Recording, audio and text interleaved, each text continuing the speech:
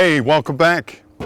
I have a couple questions that were asked of me about my ez-wok system, and specifically these two containers underneath. I keep all my dishes that I'm going to serve food on, and then I keep a lot of stainless steel bowls for mixing and outfitting all my ingredients in these stainless steel bowls. So let me just show you what I got there.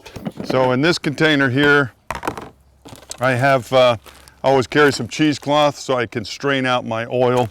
So, and then I have my white dishes, some other variety. I have also these little tiny glass dishes I use sometimes for all my sauces, especially if I have just a little bit of garlic or ginger or something like that. And then in this box,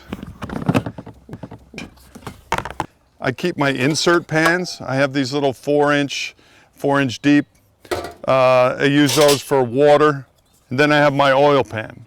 I also have a long stainless steel handle, just a small saucepan, as my water bucket pan. So I could just, with this long handle, just spoon out a bunch of water from the bucket. Got all these stainless steel bowls. I got these little ones, medium-sized ones, and then a little bit bigger, and then the real big mixing bowls.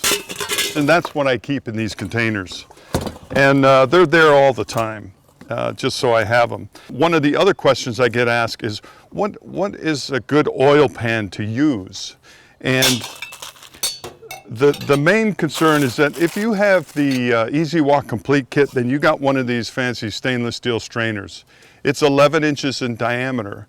So I always make sure that I have a pan that's just smaller than that. And this one is 10 inches. That way the strainer fits right on top of there. So when I'm straining out a dish, I could put it right here. The oil's dripping back into the pan.